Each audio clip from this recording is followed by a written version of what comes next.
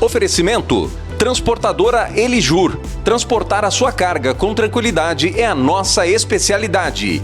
E3 Sales. Eficiência em transformação digital. Transforma de verdade.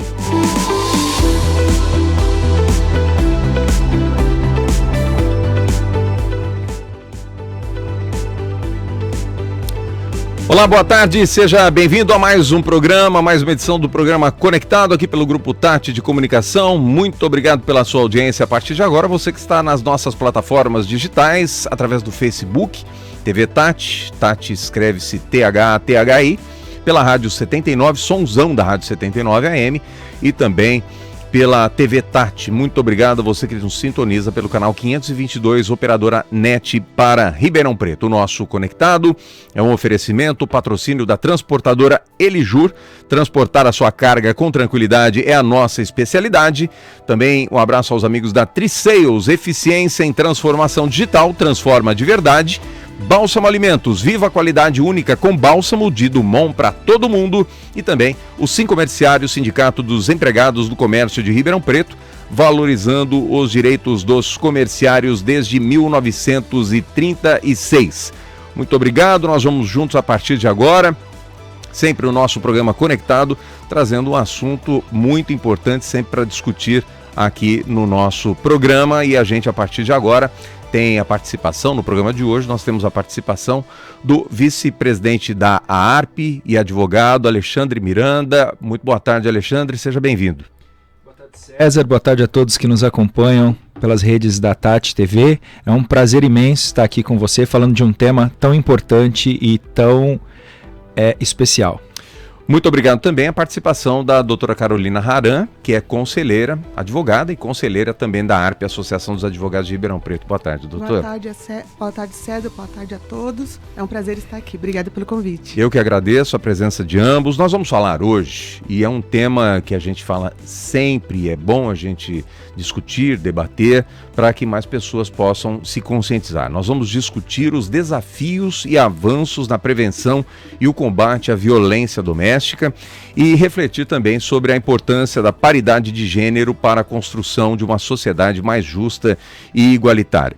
Doutora Carolina Haran, vamos começar pela senhora. Nós já discutimos várias vezes em vários programas, é sempre muito importante a gente debater e discutir o porquê, né, que as pessoas não entendem ou não aprendem, né, porque muito se fala e acaba sendo crescente o número da violência contra as mulheres. O porquê disso, né? É um fenômeno ao revés, né? Ao contrário, que devia ser cada vez menor, as mulheres serem respeitadas. Como é que a senhora que lida diariamente com o assunto entende essa situação? Eu acredito que essa situação não tenha desculpa nenhuma, né? Nós estamos já há mais de um século discutindo esse assunto e as mulheres se empoderando e ocupando mais espaço, mas isso é a culpa do patriarcado, né?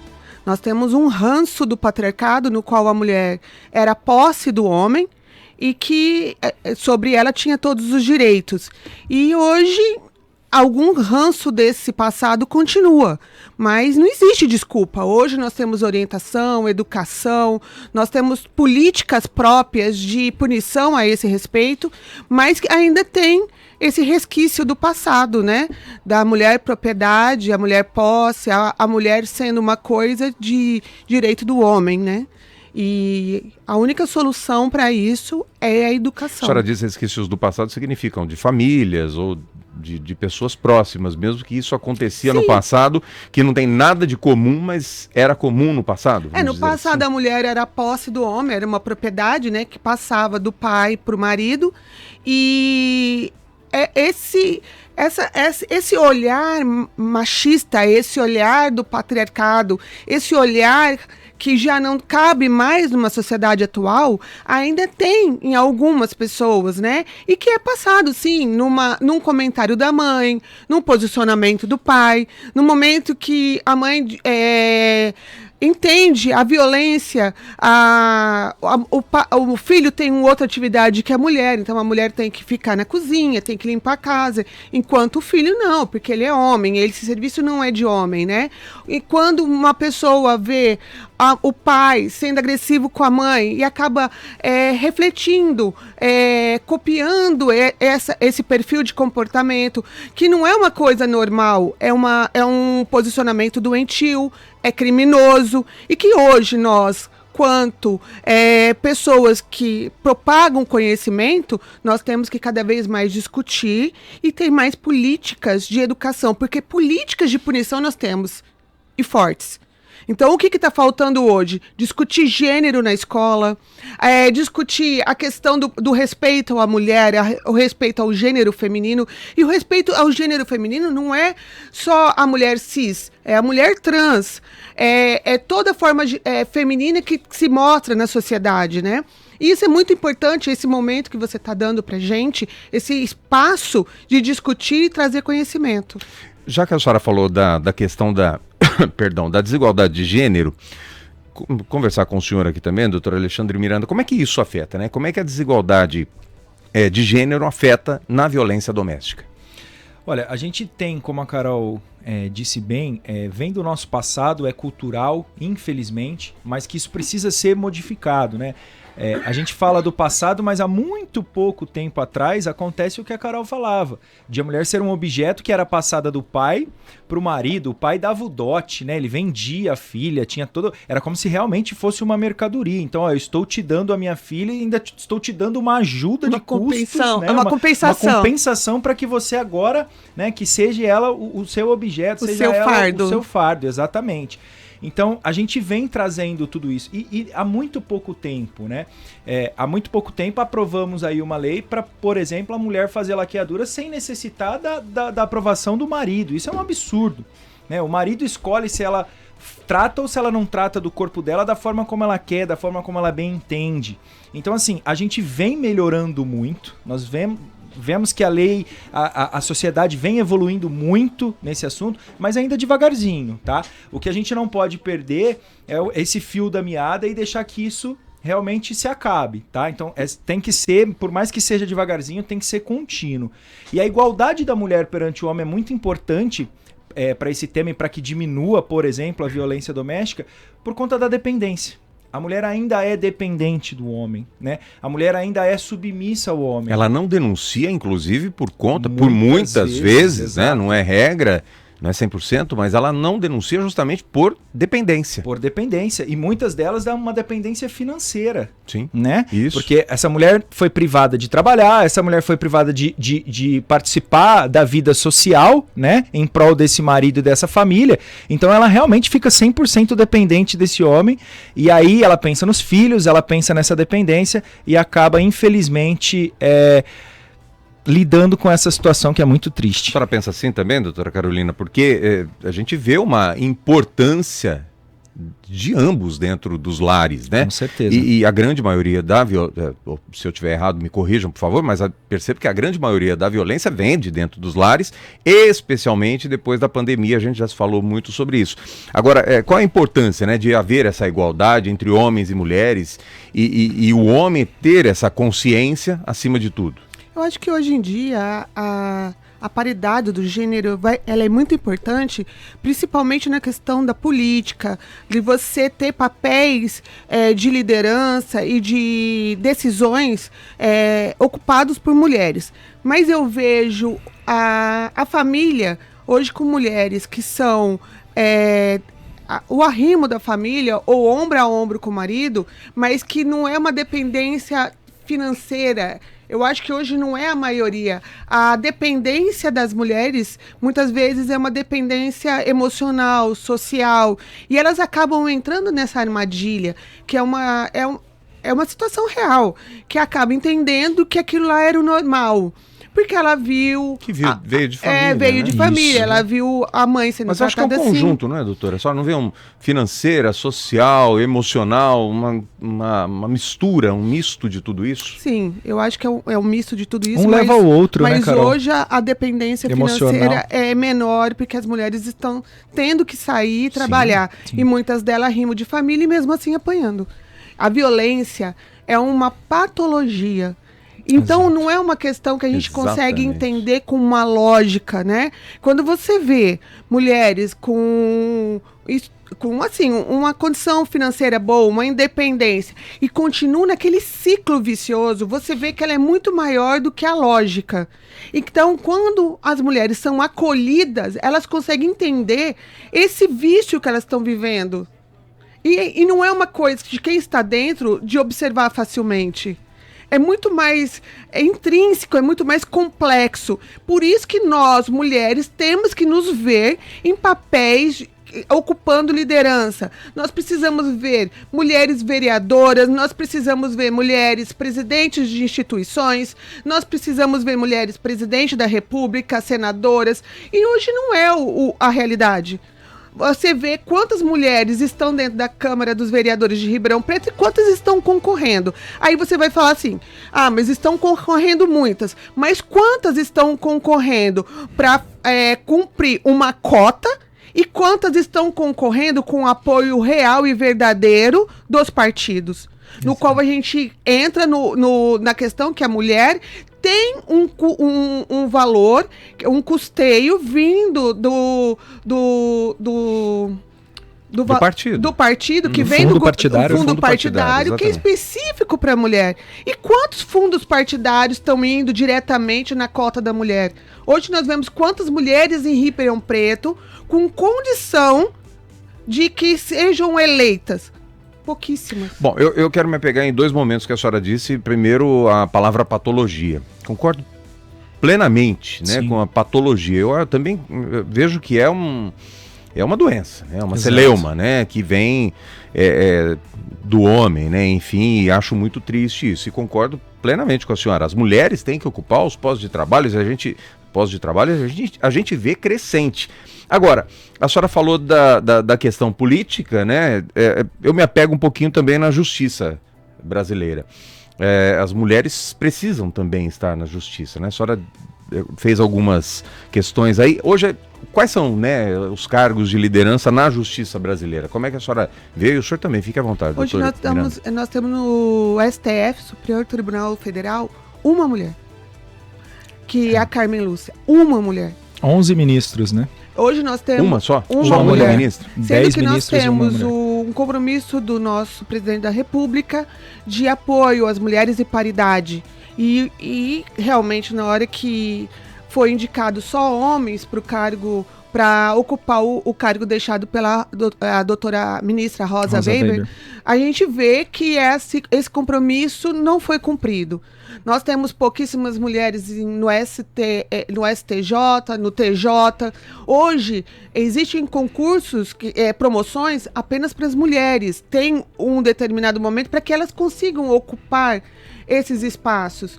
É muito complexo a gente deixar situações como aconteceu naquele tribunal em que o homem disse que não tinha que dar uma protetiva para uma menina de 12 anos que foi assediada pelo professor, porque as mulheres estão saindo na rua e estão desesperadas, foi essa a palavra. E porque tem menos homem. Então, a gente vê um olhar machista, um olhar viciado, tanto que ele foi suspenso do tribunal, e porque lá tinha uma mulher junto no julgamento, mas são poucas as mulheres ocupando o judiciário. Lamentável.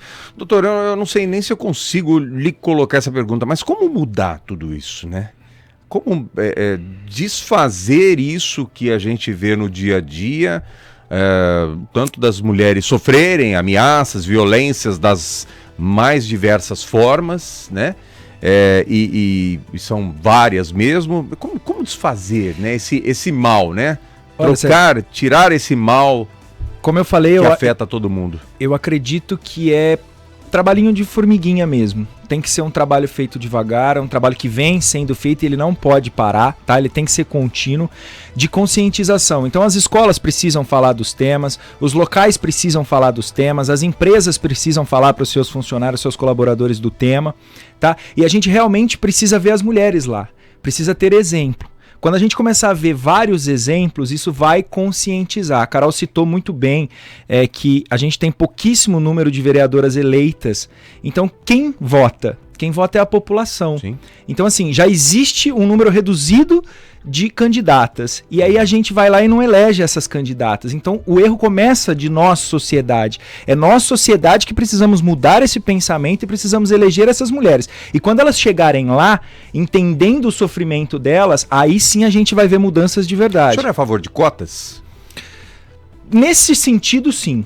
Tá? Porque a gente ainda... Na política? o senhor Exato. disse? É. Porque existe uma desigualdade. É inegável, não dá pra gente falar que não. Existe uma desigualdade, não só mas ela racial, poderia ser como... maior, no seu entender, ou...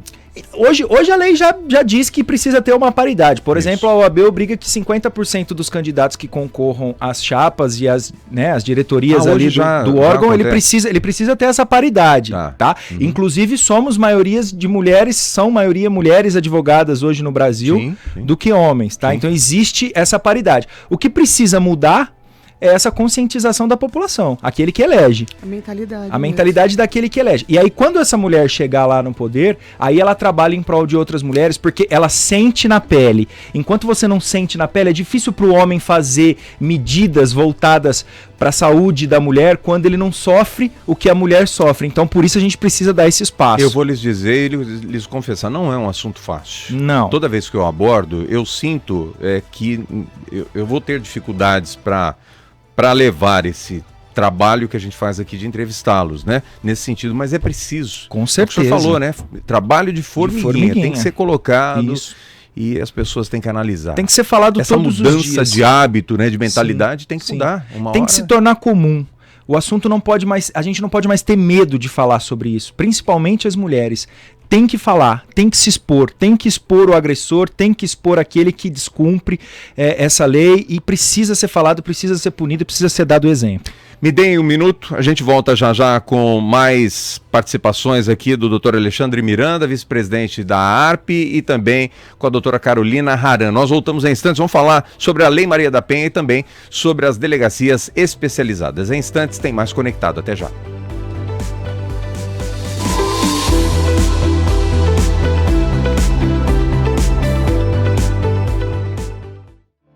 A família Bálsamo se dedica à produção de 30 toneladas diárias de produtos de alta qualidade. Utilizamos grãos selecionados e acompanhamos todo o processo, desde a semente até o produto final. Cada detalhe é cuidadosamente pensado para garantir a excelência, com amor pela tradição e pela partilha. Bálsamo é sinônimo de qualidade e compromisso. Aqui, cada produto é uma história de dedicação e muitos momentos doces. Viva a qualidade única com Bálsamo!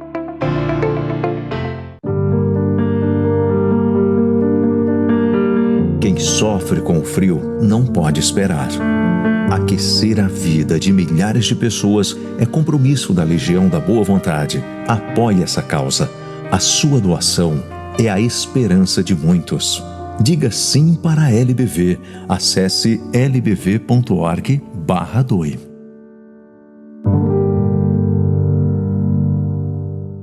Transportadora Elijur. Transportar sua carga com tranquilidade, essa é a nossa especialidade. Frota diversificada para atender todo tipo de transporte que sua encomenda precisa, para chegar ao destino com segurança. Transportadora Elijur. Cargas fracionadas, encomendas exclusivas e expressas. Transportadora Elijur. Atendendo as regiões de Ribeirão Preto, Piracicaba, Campinas e São Paulo. Transportar sua carga com tranquilidade, essa é a nossa especialidade. Transportadora Elijur. Programa Conectado. Oferecimento: Transportadora Elijur. Transportar a sua carga com tranquilidade é a nossa especialidade. E3 Sales. Eficiência em transformação digital. Transforma de verdade.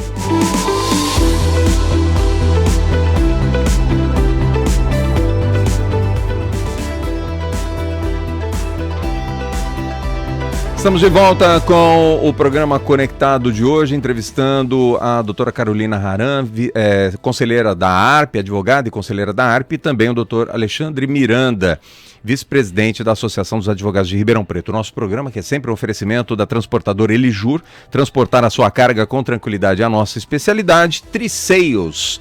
Eficiência em transformação digital, transforma de verdade. Bálsamo Alimentos, viva a qualidade única com bálsamo de Dumont para todo mundo. E Sim Comerciários, Sindicato dos Empregados no Comércio de Ribeirão Preto, valorizando os direitos dos comerciários desde 1936. Vamos voltar ao nosso assunto aqui. Muito obrigado a Ivete Brigato, que está na nossa audiência e acompanhando o nosso programa. Muito obrigado, acabou de enviar mensagem para a gente. Envie sua mensagem também pelo nosso Facebook da TV Tati. Acompanhe o programa lá e vai ficar salvo para que mais pessoas possam entender o nosso assunto. Doutora Carolina, a gente estava falando sobre, aliás, eu chamei a atenção para a gente falar sobre um pouco da Lei Maria da Penha. A que ponto está a Lei Maria da Penha e a que ponto atende efetivamente as causas das mulheres? A situação é que a lei é uma das melhores do mundo. É uma lei que está se atualizando, ela não ficou parada no tempo, ela vem se atualizando e modernizando a aplicação da sua lei e das punições contra os agressores de mulheres. Só que nós temos que ver, são duas situações, a questão do judiciário e do legislativo. Não adianta eu ter leis perfeitas se o poder público não tem interesse em aplicá-las. Não adianta eu ter uma lei perfeita se o juiz não está aplicando. Então é uma situação muito complexa. Hoje nós temos, aqui em Ribeirão Preto, um juiz muito competente na vara de família, que é o Dr. Caio. Eu trabalho fora de Ribeirão Preto, eu trabalho no Brasil todo. Eu fico muito contente que na minha terra tem um juiz que aplica a lei de forma correta. Em outras cidades e mesmo na grande capital, eu me deparei com juízes e promotores de justiça que realmente eles não observam a lei, ignoram completamente, e a gente tem que ir para o tribunal para que tenha uma proteção efetiva à mulher. Hoje a lei ela é muito boa. A aplicação dela é uma questão que nós temos que discutir. Dr. Caio César Beluso, né? Isso. Excelente. Qual a sua opinião, doutor Alexandre Miranda, com relação à Lei Maria da Penha, com todas essas possibilidades, né, que a doutora Carolina Haran colocou, das melhorias com relação à lei? César, eu comungo da mesma opinião da doutora Carolina. É uma das, se não a melhor das leis que trata do assunto no mundo todo, tá? Ela é uma lei que realmente ela vem sendo modernizada a partir de caso a caso, feito estudos, são feitos alinhamentos, são feitas modernizações nessa lei, atualizações nessa lei, porque a vida social ela é dinâmica, né? Às vezes a gente nem imagina, né, Carol, coisas absurdas que podem acontecer, que o ser humano é capaz de fazer, e aí a gente precisa que essa lei acompanhe aí a capacidade do ser humano, às vezes, para atrocidades, né? Um problema que a gente encontra muito na lei realmente é a sua aplicabilidade. É a sua fiscalização. É feita uma medida protetiva contra essas mulheres, mas talvez ela acaba não sendo tão efetiva por falta mesmo de aplicabilidade dessa lei, né? Por falta dos órgãos que precisam estar ali fiscalizando, por falta dos órgãos que precisam estar dando apoio para o judiciário, por exemplo, para que isso seja efetivo, para que realmente a aplicabilidade dessa lei seja efetiva e ela aconteça. Quais são exatamente os órgãos que o senhor está se referindo? Olha, hoje a gente fala, por exemplo, das delegacias das DDMs, as delegacias especializadas. Nós temos uma lei, né, que elas são hoje obrigadas a funcionar em 24 horas e elas não funcionam por falta de efetivo, por falta de pessoas, sancionado ano passado, por falta de capacidade de locais, por falta de capacidade de funcionários ali, por uma demanda muito grande, né, que essa lei... Por falta de interesse público. Exato, e nós principalmente... não podemos esquecer que nós estamos numa época de eleição e que a gente tem que falar que o nosso governador do estado cortou uma grande fatia do orçamento destinado à mulher e toda a questão de gênero, em questão de segurança pública, educação, nós tivemos um corte nas políticas públicas das mulheres. E tivemos várias reuniões com o poder público, tanto no âmbito estadual quanto no âmbito municipal, reuniões importantíssimas que saímos de lá felizes e que até agora nada do que foi discutido dentro dessas reuniões saiu do papel. Qual a expectativa dos senhores com relação às DDMs ou à DDM de Ribeirão Preto? A expectativa é a construção agora de uma DDM ali perto do novo shopping, com uma verba que já foi destinada, mas a expectativa é que ela entre em funcionamento em 2 anos e meio. Então, a gente está falando de um feminicídio a cada uma violência contra a mulher a cada 6 minutos. Então, nós estamos... 6 minutos? A cada 6 minutos. No Brasil. Isso. No Brasil. Sendo que nós estamos falando que o ano passado era a cada 8 minutos. Está piorando. Está piorando a questão de violência contra a mulher. Então, a gente precisa de uma delegacia especializada da mulher 24 horas trabalhando. Isso é uma questão que a gente não pode esperar 2 anos e meio para uma construção. Nós não podemos esperar que o governador destine uma verba pública para essa demanda um dia. Nós precisamos agora. O que pode ser feito, doutora Carolina, para que seja mais rápido, né? Então, antes de ver essa... não fecha a conta, né? O Conselho Municipal, junto com a doutora Patrícia Budo, a titular da Delegacia da Mulher, junto com o prefeito Nogueira, nós já tínhamos entabulado um acordo de uma casa que funcionaria ali onde era o antigo Ministério Público, o antigo Ministério do Trabalho, na frente da Justiça Federal. Ali já estava até andando para alugar aquele imóvel, que aquele imóvel atenderia melhor as mulheres de Ribeirão Preto. Aí veio uma verba, e essa verba paralisou toda essa negociação. Não que essa verba não seja importante, para daqui 2 anos uma construção de um imóvel específico e que atenda toda uma política pública necessária à mulher. Mas hoje nós não temos esse atendimento. Então, uma mulher que é vítima de violência, ela tem que ir para o plantão policial no 1º distrito, que não tem estrutura nenhuma e nenhum treinamento dos policiais homens ali. Foi proposto que uma delegada virtualmente ficasse para o atendimento dessa vítima de forma virtual, já que não tem um corpo de trabalho suficiente, mas isso também não entrou em vigor. Só fazer um parênteses aqui e ressaltar o trabalho da doutora Patrícia Budo, né, que tem feito um trabalho excelente. Doutor Caio, doutora Patrícia, sim. Doutor Caio, excelente também, mas tem feito trabalho excelente na frente da DDM, a doutora Patrícia Budo. Qual a sua expectativa com relação à melhoria, né, doutor? Só tem 1 minuto, por favor. Vamos lá. Olha, César, são as melhores possíveis, tá? Eu espero realmente que o poder público se conscientize de que isso é um problema de saúde pública, como nós falamos aqui, é uma patologia e ela tem que ser observada e tem que ser cuidada como tal, e que a gente não pode perder mais tempo. Eu sei que tudo passa por um processo, 2 anos e meio talvez seja muito tempo. Fazendo uma conta de que a cada 6 minutos uma mulher é agredida no país, soma isso a 2 anos e meio de espera. Lamentável.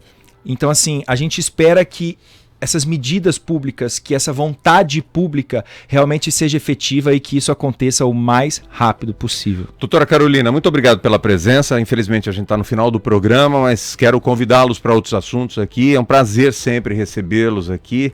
Muito obrigado e sucesso, né? Que a gente possa ter melhorias, ganhos, né, para as mulheres. Muito obrigado pelo convite. Doutor Alexandre, obrigado mais uma vez. Parabéns pelo trabalho à frente da ARP, né, como vice-presidente, com a doutora Maria Conceição do Nascimento como presidente lá. Muito obrigado pela presença mais uma vez. César, eu que eu agradeço a oportunidade aí, a abertura desse espaço para a gente falar de um tema tão importante. Sempre muito bem-vindos. Obrigado. A gente está encerrando aqui mais um Conectado, oferecimento da transportadora Elijur, da Triceios, da Bálsamo Alimentos e também dos Sim Comerciários. E a gente volta no próximo Conectado. Um abraço a todos, até mais. Programa Conectado. Oferecimento Transportadora Elijur. Transportar a sua carga com tranquilidade é a nossa especialidade. E Triceios. Eficiência em transformação digital. Transforma de verdade.